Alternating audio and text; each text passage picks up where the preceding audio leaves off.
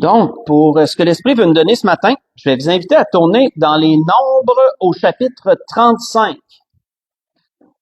Dans les Nombres au chapitre 35, on va lire à partir du verset 9 jusqu'au verset 24. On va faire un peu de lecture ce matin pour commencer, pour introduire le sujet que l'Esprit veut nous donner.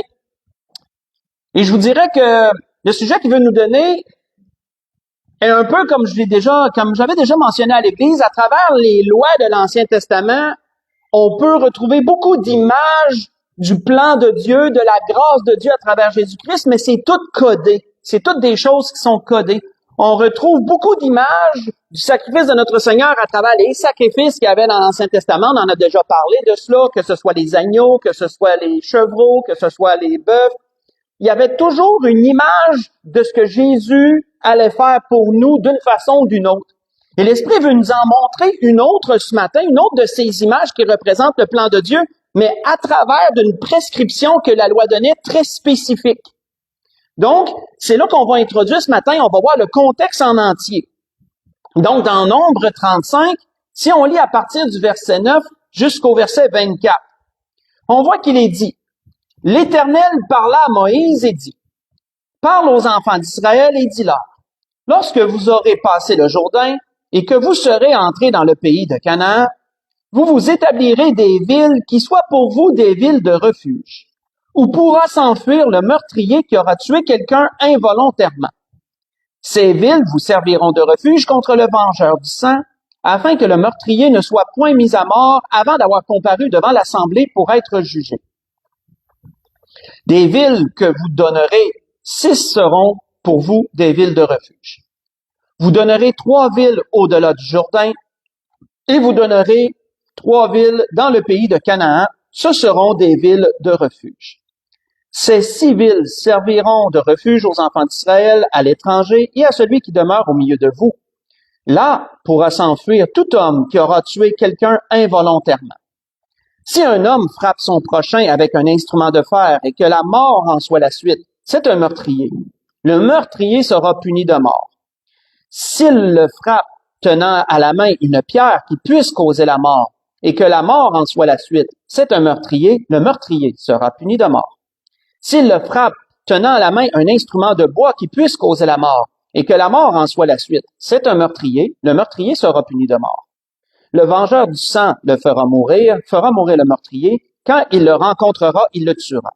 Si un homme pousse son prochain par un mouvement de haine, ou s'il jette quelque chose sur lui avec préméditation et que la mort en soit la suite, ou s'il le frappe de sa main par inimitié et que la mort en soit la suite, celui qui aura frappé sera puni de mort, c'est un meurtrier. Le vengeur du sang tuera le meurtrier quand il le rencontrera. Mais si un homme pousse son prochain subitement et non par inimitié, ou s'il jette quelque chose sur lui sans préméditation, ou s'il fait tomber sur lui par mégarde une pierre qui puisse causer la mort, et que la mort en soit la suite, sans qu'il ait de la haine contre lui et qu'il lui cherche du mal, voici les lois d'après lesquelles l'Assemblée jugera entre celui qui a frappé et le vengeur du sang. On va arrêter ici, pour le moment. Donc, pour vraiment comprendre le portrait que l'Esprit veut nous dresser, pour décoder et comprendre le plan de Dieu à travers ces choses, on voit que la prescription était que lorsqu'ils entreraient dans le territoire que Dieu allait leur donner, ils devraient, dans toutes les villes qui allaient se construire ou qui étaient déjà bâties et qu'ils allaient prendre possession, consacrer 6 villes comme étant des villes de refuge. 3 de ce côté-ci du Jourdain, excusez, je fais des signes là par rapport à la carte, j'ai la carte dans ma tête, là, parce que souvenez-vous qu'il y a des tribus qui ont voulu demeurer en dehors du territoire de Canaan, la tribu de Ruben, la demi-tribu de Manassé, la tribu de Gad. Eux, on trouvait que le territoire était bon sans traverser le Jourdain, et ils ont demandé à Moïse d'avoir cette part-là. Moïse leur avait accordé, donc il dit 3 villes de refuge de ce côté-là du Jourdain, et 3 villes dans le territoire qu'ils ont conquis, qui seraient consacrées, donc 6 villes au total, qui seraient consacrées comme villes de refuge. Et on voit que ces villes de refuge étaient très spécifiques parce que s'il arrivait à ce temps-là un meurtre, qui arrive, je dirais beaucoup moins aujourd'hui, c'est pas vrai. En fin de compte, c'est pas vrai. Il y a malheureusement beaucoup trop de meurtriers encore aujourd'hui. Mais, je veux dire involontairement, là, ça arrive moins involontairement. Mais si quelqu'un tuait quelqu'un d'autre, sans préméditation, autrement dit, qu'est-ce qu'on appelle un homicide involontaire dans notre jargon à nous, ben à ce moment-là, il y avait une loi, c'est que quelqu'un de sa famille pouvait le venger. Ben pas pouvait, devait plutôt, puis on va comprendre pourquoi, devait venger, puisque le sang avait été coulé, et cet homme, cette personne, le plus proche parent de la personne décédée, prenait le rôle du vengeur du sang, et lui, son rôle, son devoir était de tuer la personne qui avait fait couler le sang.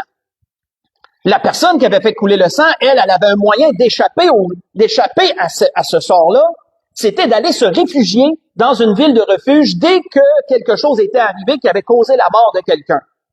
Donc, il arrivait quelque chose, la personne a un accident qui causait la mort, la personne, elle réfléchissait pas, elle prenait ses clics, ses claques, elle se sauvait tout de suite dans une ville de refuge. Et donc, à ce moment-là, la ville de refuge la recevait, et on va voir plus loin toutes des prescriptions plus précises, mais c'était ça qui permettait à cette personne de demeurer en vie et d'échapper au vengeur du sang.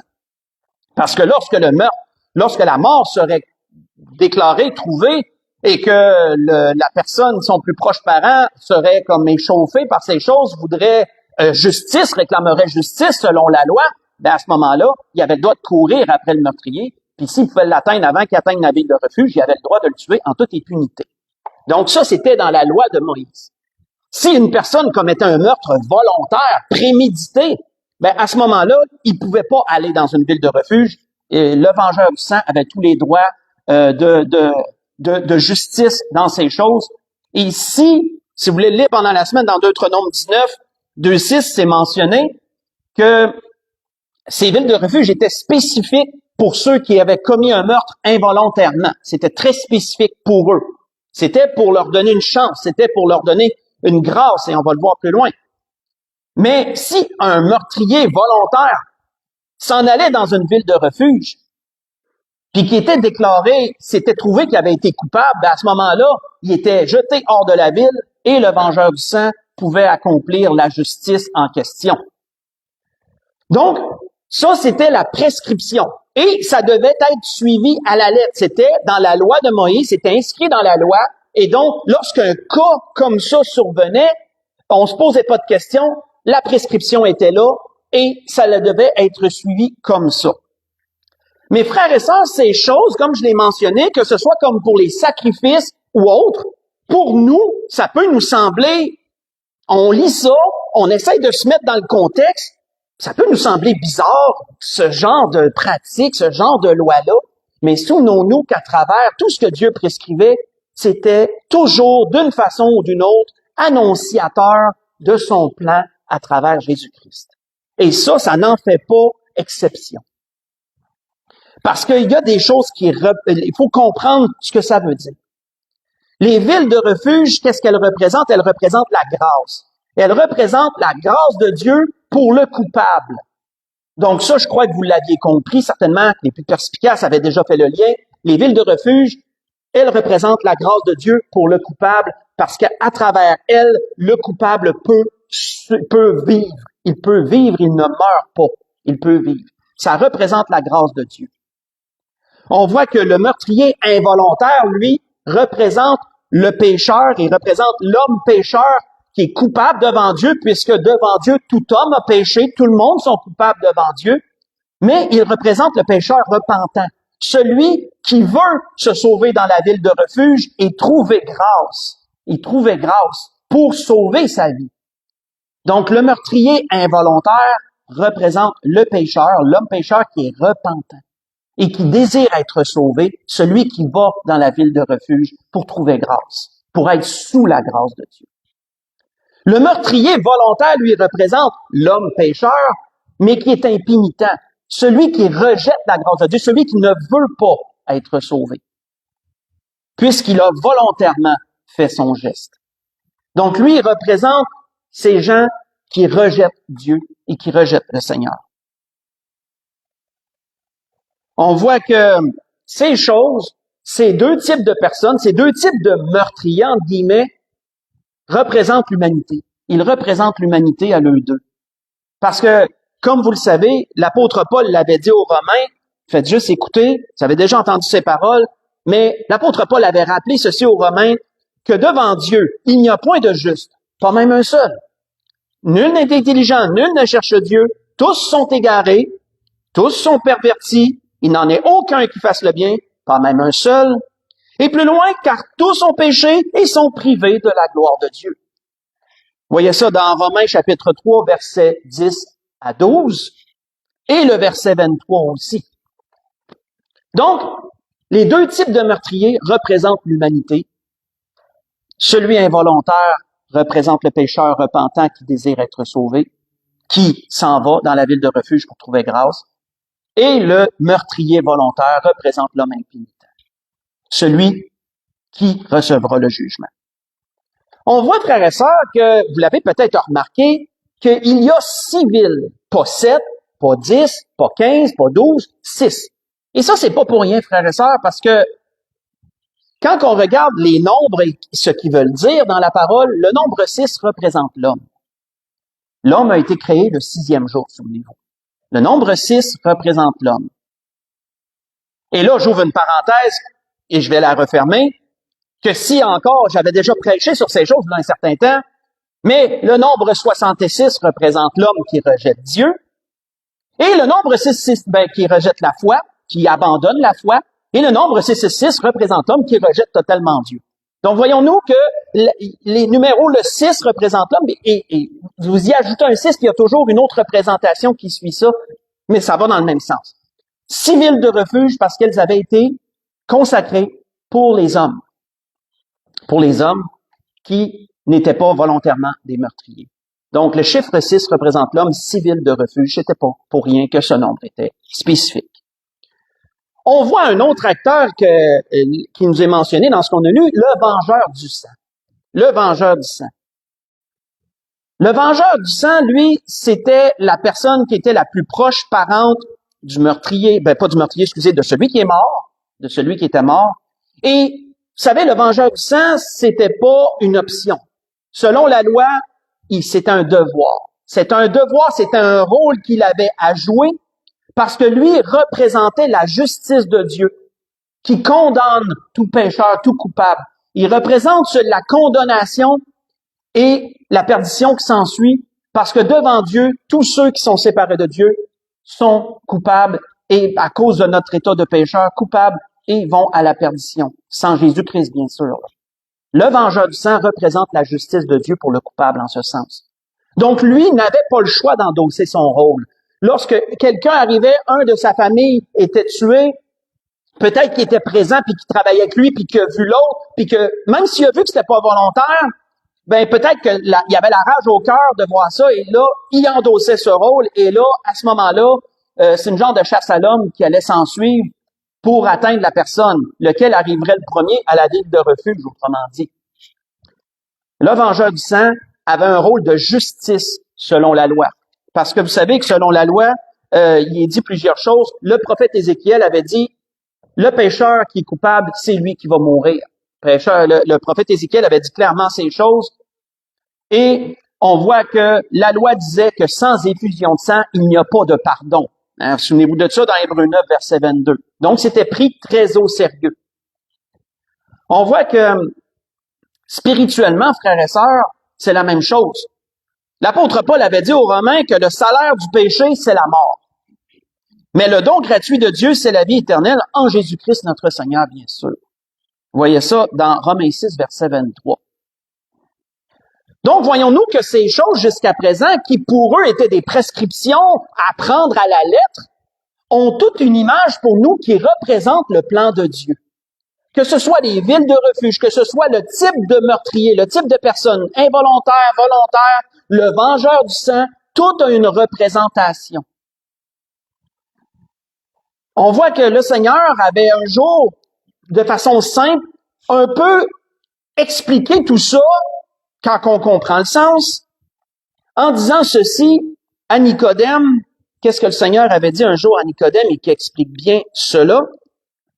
Que ce soit la ville de refuge et le coupable et tout. On voit que Jésus avait dit, car Dieu a tant aimé le monde qu'il a donné son Fils unique, afin que quiconque croit en lui ne périsse point, mais qu'il ait la vie éternelle. Jean 3,16. Donc, voyez-vous qu'il y avait, le Seigneur disait qu'à travers sa personne, à travers son sacrifice qui allait être, à travers lui, Dieu permettait que l'être humain ne périsse point, mais qu'il ait la vie éternelle, qu'il échappe à la condamnation, qu'il échappe au jugement. C'est ce que la ville de refuge faisait physiquement pour le coupable. Il pouvait échapper à la condamnation du vengeur du sang. Et Jésus disait, en continuant, il disait, Dieu en effet n'a pas envoyé son Fils dans le monde pour qu'il juge le monde, mais pour que le monde soit sauvé par lui. Celui qui croit en lui n'est point jugé, mais celui qui ne croit pas est déjà jugé, parce qu'il n'a pas cru au nom du Fils de Dieu. Hein, celui qui était meurtrier coupable, même s'il essayait de se sauver de lui-même, ça fonctionnait pas. Pourquoi? Parce que le vengeur du sang avait tous les droits à cause qu'il avait volontairement tué quelqu'un. On voit que Jésus disait, et ce jugement, c'est que la lumière étant venue dans le monde, les hommes ont préféré les ténèbres à la lumière parce que leurs œuvres étaient mauvaises. Vous voyez ça dans Jean 3, verset 16 jusqu'au verset 19 que j'ai lu. Maintenant, si on continue notre lecture dans Nombre 35, si on continue à partir du verset 25 au verset 29, qu'est-ce qu'il nous y est dit par la suite? Il nous y est dit, l'Assemblée délivrera le meurtrier de la main du vengeur du sang et le fera retourner dans la ville de refuge où il s'était enfui. Il y demeurera jusqu'à la mort du souverain sacrificateur qu'on a oint de l'huile sainte. Si le meurtrier sort du territoire de la ville de refuge où il s'est enfui, et si le vengeur du sang le rencontre hors du territoire de la ville de refuge et qu'il tue le meurtrier, il ne sera point coupable de meurtre, car le meurtrier doit demeurer dans sa ville de refuge jusqu'à la mort du souverain sacrificateur, et après la mort du souverain sacrificateur, il pourra retourner dans sa propriété. Voici les ordonnances de droit pour vous, pour vos descendants, dans tous les lieux où vous habiterez. On va arrêter ici. Encore ici, beaucoup de choses à comprendre, frères et sœurs. Lorsque le meurtrier arrivait à la ville du refuge, vous savez, il y avait toujours l'Assemblée des anciens qui siégeait à la porte. Comme je l'ai mentionné, dans ce temps-là, les personnes âgées, on les mettait à contribution. On mettait leur sagesse, on mettait leur vécu à contribution. Ils étaient à la porte et ils siégeaient à la porte pour juger des causes avec le juge en chef de la ville. Ils étaient là pour entendre les plaidoyers et pour délibérer avec toute la sagesse de l'âge que Dieu leur avait donnée. On les mettait pas dans des foyers, dans des mouroirs, on s'en occupait et ils avaient un rôle à jouer dans la société. On voit que lorsque le meurtrier arrivait à la ville de refuge et qu'il demandait asile, à ce moment-là, il devait passer par le comité, si je peux dire ça comme ça, de la ville, les anciens de la ville, le juge, et ils entendaient sa cause. Il expliquait qu'est-ce qui était arrivé selon sa version à lui et tout. Et là, à ce moment-là, il le gardait temporairement le temps d'une enquête. Le temps qu'il y ait enquête. On prenait pas ces choses-là à la légère. C'était pas comme, oui, OK, tu as besoin, viens-t'en, rentre. Oui, temporairement, mais il y avait une enquête qui était menée. Lorsque le vengeur du sang arrivait, on le questionnait. Oui, il est ici. Oui, l'homme est ici. Conte-nous ta version. Qu'est-ce qui est arrivé? Le vengeur du sang racontait sa version. Eux, en même temps, faisaient enquête en même temps. Peut-être qu'ils envoyaient quelqu'un à la ville où qu'il était, comprendre le contexte. Est-ce qu'il était en chicane avec quelqu'un d'autre? Y avait-tu déjà une rixe avec une autre personne de son village ou peu importe? Et à ce moment-là, s'il n'était pas trouvé coupable, il était recueilli de façon permanente dans la ville de refuge. Si c'était un vrai meurtrier qui essayait de faire passer comme si c'était un accident ce qui était arrivé, puis qui était décelé, qui était dévoilé, dévoilé, à ce moment-là, il était pris, sorti de la ville de refuge, et le vengeur du sang faisait justice là, à l'entrée de la ville, à ce moment-là. On voit, frères et sœurs, qu'à travers ces lois, il y a une manifestation de la justice de Dieu.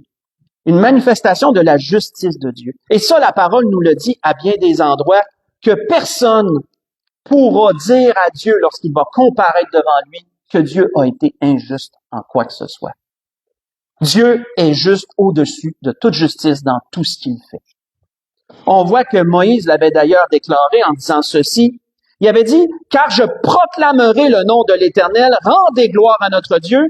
Il est le rocher, ses œuvres sont parfaites et toutes ses voies sont justes. » disait Moïse, excusez. Toutes ses voies sont justes. C'est un Dieu fidèle, sans iniquité, il est juste, il est droit. Et s'ils se sont corrompus, à lui n'en est point la faute. Vous voyez ça dans Deutéronome 32, versets 3 à 5. Donc, on voit que le coupable, qui était innocent dans le sens que c'était pas prémédité, était recueilli dans la ville de refuge. Il était sous la grâce, on pourrait dire. Il pouvait continuer à vivre malgré ce qui y était arrivé. Et il devait rester là toute la vie durant du sacrificateur qui était en office à ce temps-là, qui avait été oint à son temps à lui. Il devait demeurer dans la ville de refuge tout ce temps-là. Et il ne devait pas sortir du territoire de la ville, parce que vous savez qu'en dehors de la ville, il y avait quand même une portion de territoire qui appartenait à la ville. Donc, il pouvait sortir de la ville, mais il ne pouvait pas s'éloigner de la ville. Il devait rester dans le territoire. Et là, sa vie était protégée tant et aussi longtemps qu'il restait dans le territoire. Parce que s'il faisait fi de ces choses, puis qu'il disait, moi, je m'en vais sortir de la ville, je sors du territoire, il ne pouvait jamais savoir si le vengeur du sang n'était pas resté alentour pour surveiller. Il ne savait pas. Parce que s'il sortait du territoire, à ce moment-là, le vengeur du sang avait tous les droits de le tuer, sans avoir aucune représaille, parce que il avait désobéi à la loi, il était sorti du territoire qui le protégeait. Mais ça, frères et sœurs, aussi, ça a une grande représentation. Sans perdre l'endroit, tournez avec moi dans Jean 15. Allons voir ce que le Seigneur avait dit, et c'est des paroles, malheureusement, qui sont jamais assez pris au sérieux. Mais vous savez, tout ce que le Seigneur dit doit être pris au sérieux dans ce qu'il dit. Qu'est-ce que le Seigneur avait dit dans Jean 15, dans ses derniers enseignements qu'il avait donnés à ses disciples avant de souffrir et de mourir à la croix? Dans Jean 15, versets 1 à 8. Et ça représente bien, frères et sœurs, cette prescription qui était donnée aux coupables qui devaient demeurer dans la ville de refuge et son territoire tant que le sacrificateur en office vivait. Il devait demeurer là s'il voulait rester en vie. On voit que Jésus dit, « Je suis le cep et mon Père est le vigneron. » Le cep, c'est le plant de raisin. C'est le tronc. C'est le tronc du plant. C'est le tronc de la vigne. Je suis le cep, mon Père, c'est le vigneron. Tout sarment, les sarments, c'est les branches. Vous savez ces choses. Vous avez certainement déjà entendu ça. Donc, tout sarment qui est en moi, qui ne porte pas de fruits, il le retranche. Tout sarment qui porte du fruit, il l'émonde afin qu'il porte encore plus de fruits. Déjà, vous êtes purs à cause de la parole que je vous ai annoncée. Demeurez en moi et je demeurerai en vous. Ça, frères et sœurs, c'est pesant, ça. Parce que l'inverse est aussi vrai. Si Jésus dit une phrase dans un sens, l'inverse peut être aussi vrai. Demeurez en moi et je demeurerai en vous. Mais qu'est-ce qui arrive pour celui qui ne demeure pas en Jésus? Comme tout sarment ne peut de lui-même porter du fruit, s'il ne demeure attaché au cep, ainsi, vous ne le pouvez non plus si vous ne demeurez en moi. Je suis le cep, vous êtes les sarments. Celui qui demeure en moi et en qui je demeure, pas beaucoup de fruits, car sans moi, vous ne pouvez rien faire. Si quelqu'un ne demeure pas en moi, il est jeté dehors, comme le sarment. Il sèche, puis on le ramasse, on le jette au feu, et il brûle. Si vous demeurez en moi et que mes paroles demeurent en vous, demandez ce que vous voudrez et cela vous sera accordé. Si vous portez beaucoup de fruits, c'est ainsi que mon Père sera glorifié et que vous serez mes disciples. Vous savez, frères et sœurs, le Seigneur dit à un autre endroit que nul ne peut ravir de sa main ceux qui viennent à lui. Et c'est vrai. Quand on s'arrête au mot, le mot ravir est très important parce que ravir veut dire arracher de force. Si vous ravissez quelque chose à quelqu'un, c'est pas simplement d'y demander la permission puis d'attendre qu'il vous le donne. Si vous ravissez quelque chose, vous le prenez par la force. Personne ne peut nous éloigner de Dieu par la force. Personne, même pas le diable, n'a cette capacité de nous arracher de la protection de Dieu. Personne ne peut faire ça. Sauf nous. Sauf nous. Nous sommes les seuls qui pouvons décider de s'éloigner de Dieu. Mais personne ne peut nous arracher de Dieu si nous voulons demeurer attachés à Dieu. Personne n'a cette puissance-là, même pas le diable. Personne n'a. Mais si quelqu'un ne demeure pas en Jésus, il s'expose au jugement, frères et sœurs. Il s'expose au jugement de Dieu. Comme celui qui se réfugiait dans la ville de refuge et qui devait rester là. Qui devait rester dans le territoire. Parce que s'il sortait de là, il s'exposait au jugement, il s'exposait au vengeur du sang. Donc, c'était à prendre au sérieux. On voit que la prescription du grand sacrificateur, qu'il devait rester là tant que le grand sacrificateur en office était en vie, encore là, ça a une grande représentation, frères et sœurs. Parce que il savait pas combien de temps que le grand sacrificateur allait être en vie. Si pour lui, c'est un jeune grand sacrificateur puis qu'il venait juste d'être loin, ça pouvait être longtemps, là. Si c'était un vieux grand sacrificateur qui restait 1 an ou 2 à vivre, c'est une chose. Mais il devait rester dans la ville de refuge jusqu'à la mort du grand sacrificateur qui avait été loin à ce temps-là. Et lorsque le grand sacrificateur était mourait, mais à ce moment-là, il était totalement délié, délivré du jugement, totalement délivré de tout. Il pouvait retourner en sa propriété et ne craindre aucune représaille. Le vengeur du sang n'avait plus aucun droit sur la mort de cette personne-là. Il était totalement délivré. Et ça, frères et sœurs, ça a encore une grande représentation. Parce que à travers la mort de Jésus-Christ, qui est notre grand sacrificateur, nous avons victoire totale sur la mort, le péché et l'enfer, et nous avons accès à la vie éternelle, que la parole nous dit.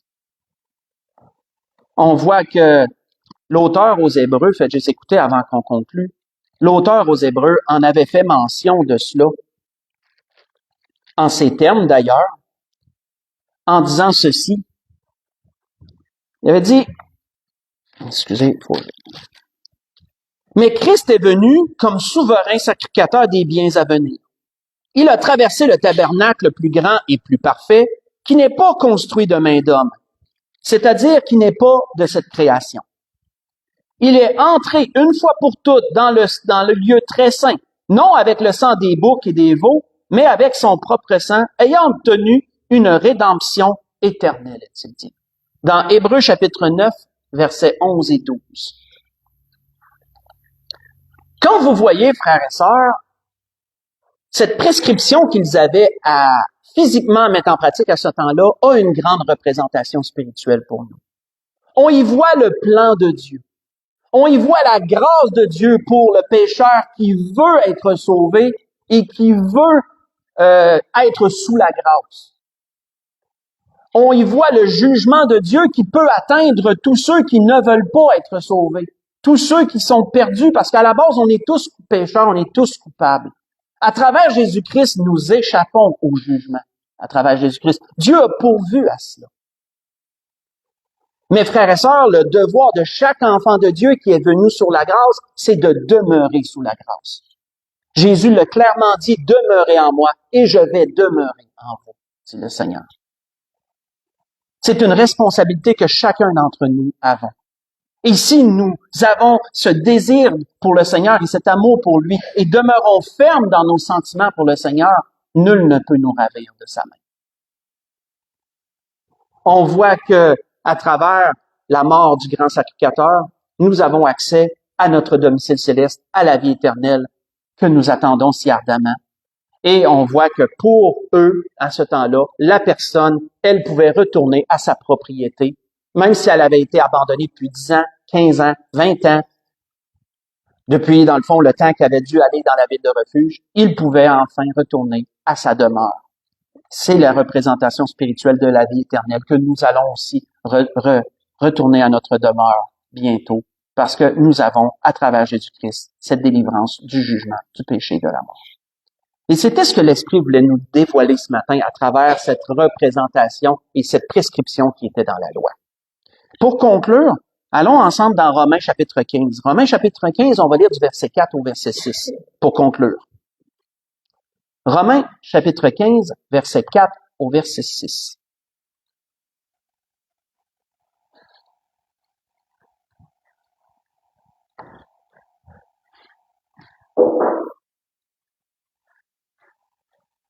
Donc, comme l'apôtre Paul le disait aux Romains, ici, ça se rapporte bien à ce que l'Esprit a voulu nous donner ce matin.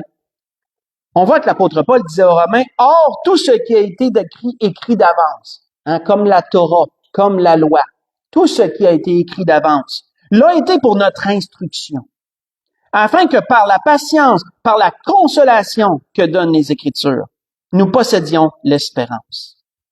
Que le Dieu de la persévérance, de la consolation vous donne d'avoir les mêmes sentiments les uns envers les autres, selon Jésus-Christ, afin que tous ensemble, d'une seule bouche, vous glorifiez le Dieu et Père de notre Seigneur Jésus-Christ. Accueillez-vous donc les uns les autres comme Christ vous a accueillis pour la gloire de Dieu. C'était ce que l'Esprit voulait nous dire ce matin dans toutes ces choses. On peut se lever pour un dernier cantique.